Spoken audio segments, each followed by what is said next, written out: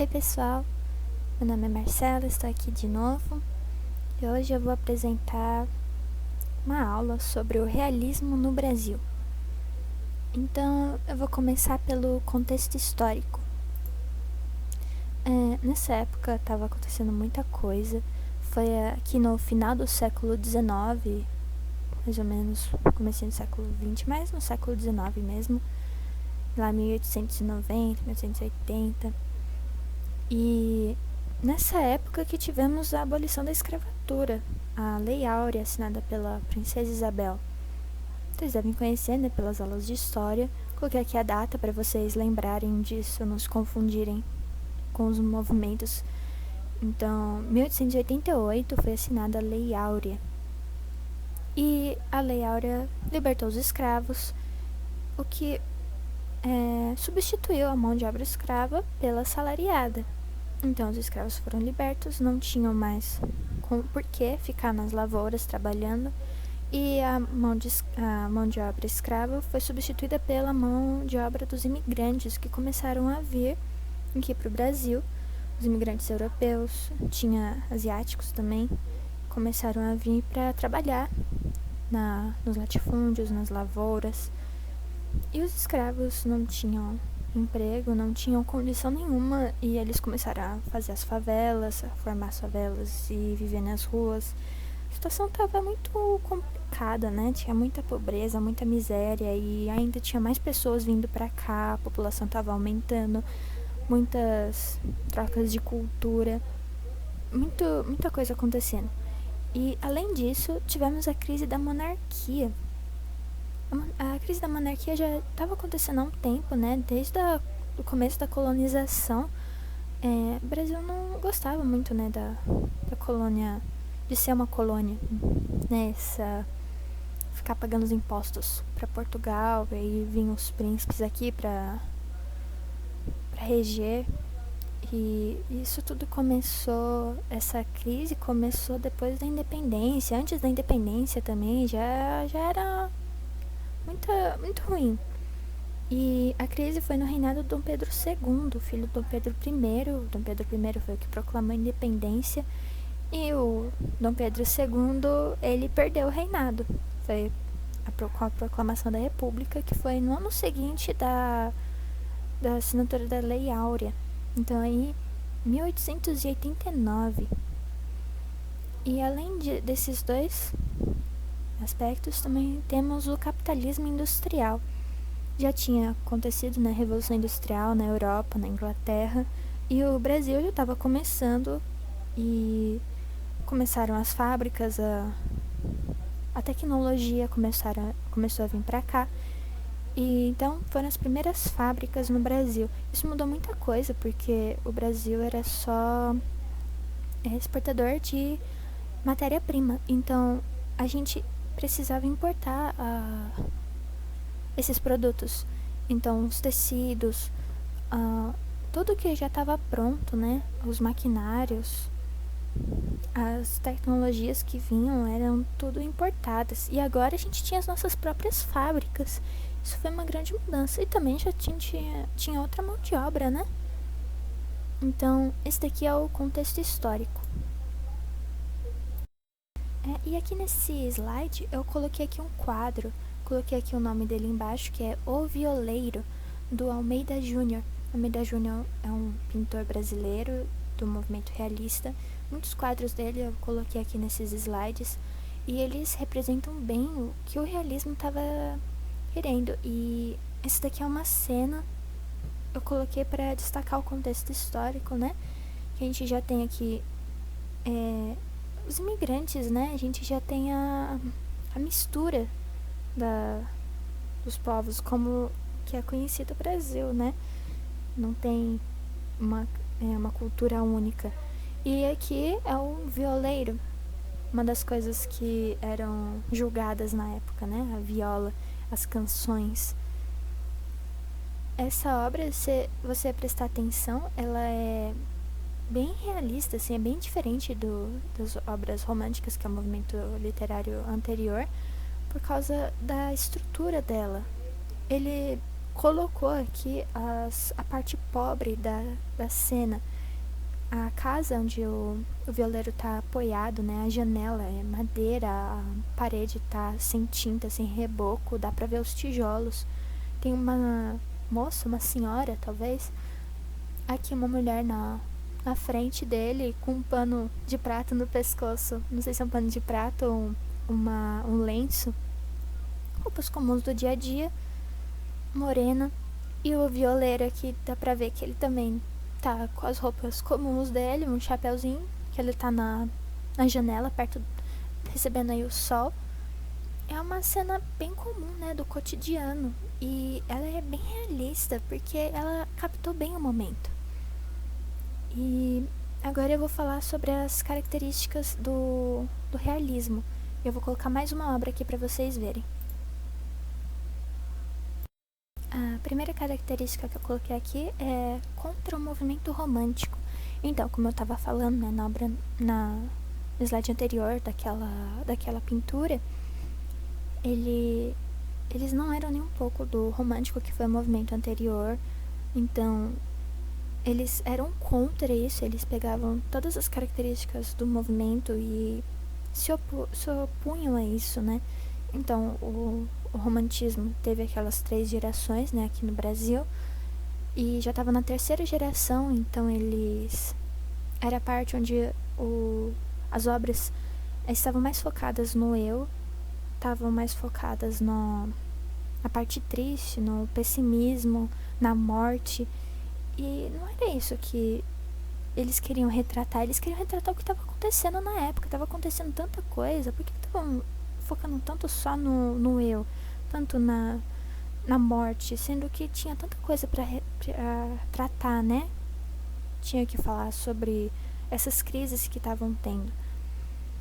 Então, o universalismo e o materialismo, que é o romantismo, né? Eles eram materialistas, eles mostravam, eram objetivos, eles mostravam o que estava lá. Contra o subjetivismo e o sentimentalismo, que é o movimento romântico, que mostravam tudo do eu. E então outra característica aqui é a crítica social, que faz parte por causa do contexto histórico. Estava acontecendo muita coisa, principalmente na parte da monarquia, né? Eles estavam fazendo esse movimento republicano. Então, as obras, esses artistas, eles queriam espalhar esse movimento. Então, eles eram antimonárquicos. E também eles eram antiburgueses. Eles criticavam muito a elite e mostravam muito das classes sociais que não eram mostradas geralmente no romantismo, né? Começaram a falar da pobreza, da vida no interior, mostravam um pouco da miséria, mostravam muitas coisas que não eram mostradas no romantismo, mostravam a realidade do que estava acontecendo. E o legal dessas obras é que quando você vê elas, você consegue se colocar dentro dessa obra e saber o que estava acontecendo na época. Então, é um documento histórico. Eu coloquei aqui do lado também uma pintura, outra do Almeida Júnior, é o Caipira Picando Fumo. É uma cena do cotidiano também. É um senhor aqui, com suas roupas gastas, talvez ele tenha acabado de voltar do trabalho, dá pra ver que ele tá sujo de terra, no pé da escada da sua casa, feita de madeira e não sei o que é isso atrás, tem alguns panos, a terra bem seca, ele não tá nem um pouco apresentável, né? Ele tá numa situação do cotidiano dele, tá picando fumo. Com certeza ele faz isso todos os dias. Essa é outra demonstração do realismo.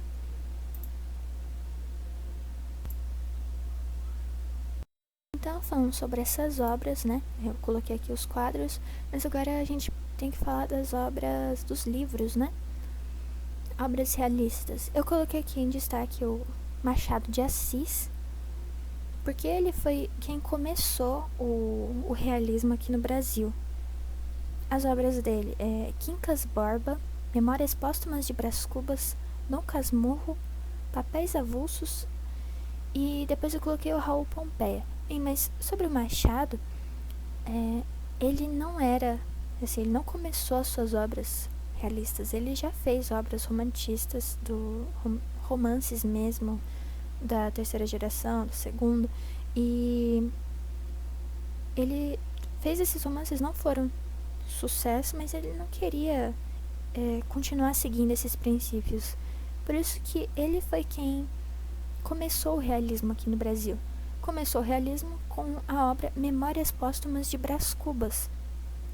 É uma obra muito, muito boa, que mostra muito bem o que estava acontecendo naquela época, mostra como as pessoas pensavam.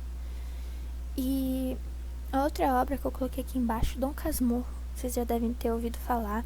Dom Casmurro, ele faz parte da geração romântica também, então ele é um romancista e realista. Então, isso por causa da história, ele ainda tem esses traços românticos. Já as outras obras, elas realmente são realistas. Os Papéis Avulsos é uma coletânea, né, de vários contos. Uma delas é o Alienista, desses contos, que é muito famoso, né, o Alienista. E o Machado de Assis, ele foi marcado pelas obras realistas dele. Por isso que todas essas obras, quando a gente fala de Machado de Assis, é esse tipo de obra que a gente pensa. Na obra que está mostrando de forma objetiva tudo. Muitas vezes com protagonistas em primeira pessoa e descrevendo bem o que eles estão sentindo, mas em função do que tem em volta. Eu vou falar um pouco sobre os Memórias Póstumas de Brás Cubas, porque é a obra mais importante aqui que cai em vestibular e é a obra que começou de fato o realismo. Também aqui eu coloquei o Raul Pompeia. Ele é um autor também do romantismo, não, do realismo, e ele escreveu o Ateneu. Esse daqui eu não vou deixar tanto em destaque porque ele escreveu essa obra, mas ela faz parte também do outro movimento literário que é o naturalismo. Então, vamos destacar melhor o Machado de Assis. Ele é o que mais representa o realismo no Brasil. E aqui eu coloquei outra obra do Almeida Júnior. Esse daqui é Amulando Lombilho, não sei o nome. Dá pra ver que ele mostra bastante as coisas do interior, né? São imagens do interior. E aqui é um homem arrumando a sela do seu cavalo. Dá pra ver que tem um foco maior aí na natureza, né? Mostra a natureza não como nos quadros românticos, aquela natureza sempre bem colorida e com muitas luzes. Ele colocou uma cena bem normal. Dá pra ver aqui que as cores sempre são verdes, não tem todo aquele colorido, aquele brilho. A terra não é sempre a mais fértil, aqui dá pra ver a terra seca. A casa atrás também não é toda bonita, ela é uma casa que foi, assim, não foi construída com muito dinheiro, né? Dá pra ver que dá pra ver os tijolos dela, dá pra ver as rachaduras. Então, esta aqui é outra cena que nos mostra o realismo. Bem, então agora vamos falar da obra Memórias Póstumas de Brás Cubas. Então, começando, a gente tem uma narrativa em primeira pessoa.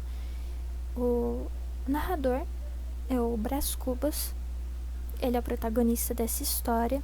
A narrativa inteira em primeira pessoa, ele mostra que é um romance que ele fez sobre o que ele estava pensando. Tem muitas coisas, ele conta sobre a vida dele, ele conta sobre as coisas que ele pensa, sobre o que ele pensava, ele fala coisas aleatórias, tenta contar piadas.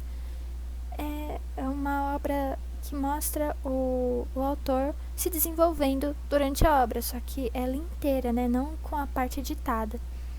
Então, temos aqui a morte, a primeira coisa que ele vai falar. Ele morreu já, e ele vai falar disso. Ele não é um autor defunto, mas um defunto autor, porque ele nunca escreveu durante a vida dele, ele só vai começar a escrever depois da morte, porque ele tá entediado. Não sei porque ele tá entediado, ele não fala sobre o que tem depois da morte, na verdade ele vai se concentrar na vida dele. E depois que ele fala, né, disso que ele já morreu e dedica essa obra aos vermes que estão roendo as carnes dele, do cadáver dele, ele fala como ele morreu. Ele morreu de pneumonia, já assim com 60 e poucos anos. Ele morreu só disso, ele não fez nada assim que fosse grandioso ou uma morte trágica. Ele estava pensando sobre o projeto dele, tomou um vento nas costas e acabou pegando pneumonia. Aí, perto da morte dele, os familiares começavam a visitar ele, alguns amigos visitaram ele, se despediram. E quando ele morreu, quem compareceu ao velório foram 11 pessoas. Algumas até elogiaram a vida dele, né? Falaram que foi um grande homem. Isso fez ele até pensar que ele fazia falta para muitas pessoas. Mas, na verdade, não. Ele não fazia falta. A morte dele não foi algo sensacional, assim. Algo que fez as pessoas perderem alguém querido. Ele não era querido assim. Ele não era uma grande pessoa. Então, depois da morte dele, ele fala sobre a infância. A infância dele foi bem mimada, ele foi muito mimado, foi muito rica. O pai dele era um homem de elite, comprava tudo pra ele, mimava muito ele, deixava ele fazer o que ele quisesse. E ele era muito encrenqueiro. Se ele via, até aparece uma cena que ele vê um casal lá se beijando e ele fala que começa a contar pra todo mundo e depois descobriram que era um adultério. Ele era muito encrenqueiro, gostava de causar mesmo. Ele maltratava todo mundo, maltratava até o escravo dele, fazia ele de cavalinho, ficava batendo nele pra ele andar. Ele era horrível, mas terrível. Depois ele fala da mocidade dele. A mocidade, ele fala muito do seu primeiro amor. Foi a Marcela.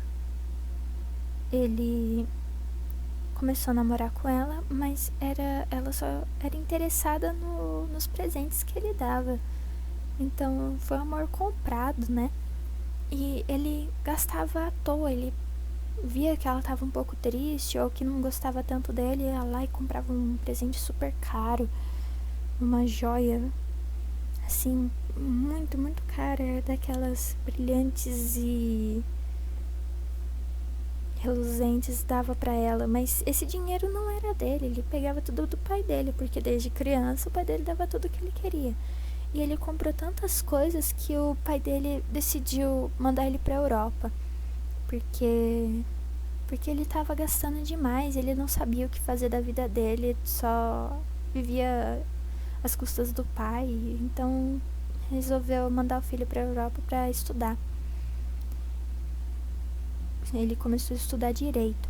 A despedida dessa namorada dele não foi tão chocante. Ele, na verdade, queria que eles fugissem, queria que ela fosse junto, e ela só recusou tudo. Ela já tinha outra pessoa que ela gostava.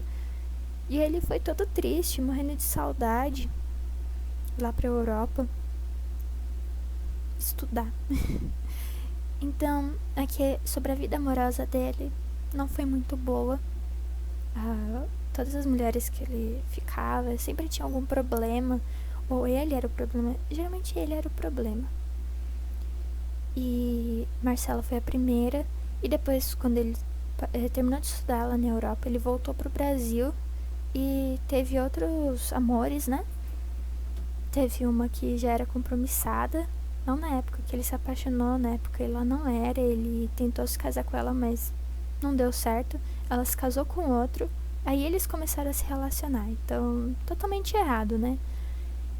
Não deu certo, ele se apaixonou também por uma moça que ele se identificou muito com ela era muito bonita, era esperta, tinha tudo que ele queria e eles se amavam, se apaixonaram, mas ele não queria ficar com ela porque ela era deficiente, ela era coxa, como fala, ela era manca. E ele era extremamente preconceituoso, ele não queria ficar perto dela, né? O que as pessoas iriam achar se ele se casasse com alguém assim? Então, a vida amorosa dele foi horrível. Ele se casou até, mas a esposa morreu antes do casamento. E até quando ele morreu, não tinha ninguém perto dele, ele não morreu casado, não tinha filhos, nada. E essa foi a vida amorosa dele. A vida dele, o resto da vida, ele não fez muita coisa. Ele até comenta no livro que ele não fez nada que fosse do seu sangue e suor. Ele não trabalhou. Ele viveu sempre a custas dos pais, mesmo estudando, né? Ele foi estudar, mas não exerceu. Ele era horrível, péssimo aluno. Até lá na Europa ele não fazia nada de bom. Teve até uma parte que ele fala quando ele tá lá na Europa sobre não um acidente, tipo, empaca o carro dele, ele pede ajuda, um senhor vai lá, ajuda ele e ele dá uma moeda em troca. Ao invés de ajudar a pessoa, ele só fala que foi um favor porque ele era da elite, então na verdade foi só obrigação daquela pessoa de ajudar ele. Não é nada demais. Ele não era muito bom. E na vida dele não fez muita coisa. Não fez nada. E ele tentou fazer esse emplasto Brás Cubas. Emplasto é um medicamento que ele tentou fazer, que seria um medicamento milagroso, que fosse curar qualquer um. E era um projeto super ambicioso. Ele não tinha nada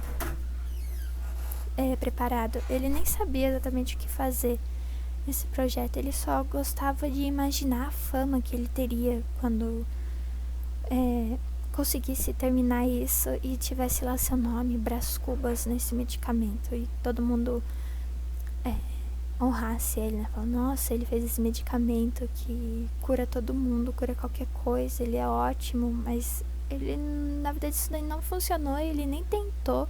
Só ficava imaginando isso. E esse foi o projeto que ele fez, que ele ficou distraído lá, imaginando, e acabou tomando um vento gelado e ficou com pneumonia. Então, não deu certo. Ele era muito ambicioso. Aqui eu coloquei um trecho que é a dedicatória. A dedicatória que ele faz no começo do livro. Ao verme que primeiro roeu as frias carnes do meu cadáver, dedico como saudosa lembrança estas memórias póstumas. Ele dedicou a obra aos vermes que roeram o cadáver dele. É muito interessante o que ele fala nesse livro. Tem muitas outras partes, mas essa daqui eu achei que é a mais conhecida.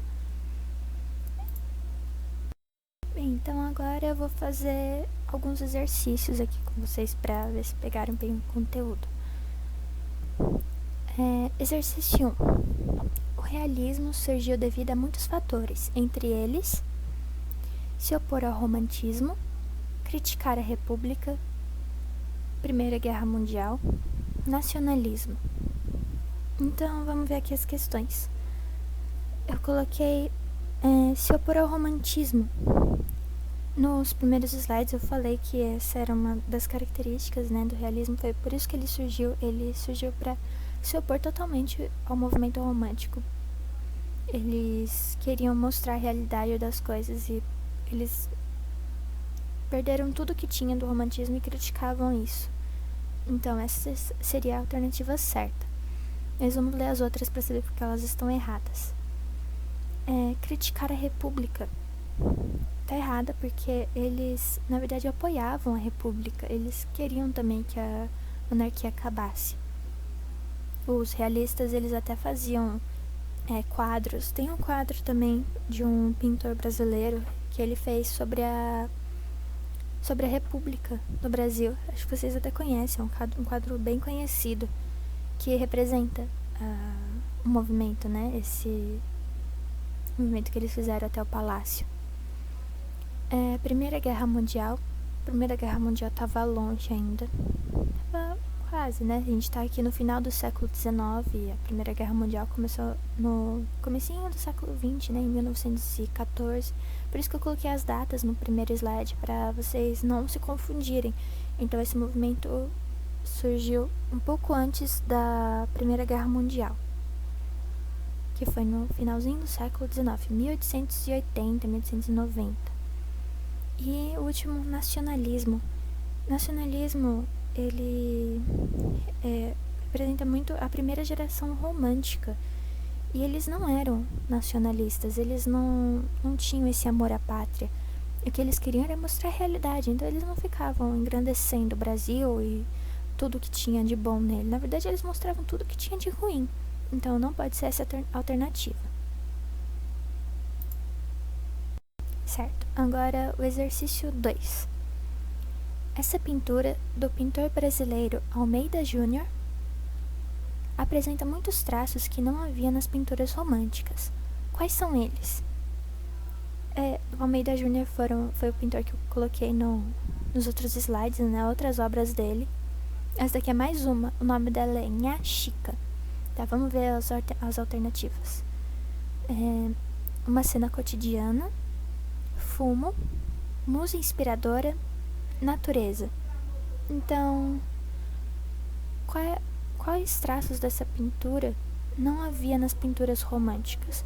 Bem, olhando para essa pintura, a gente vê que há uma senhora fumando na janela dela.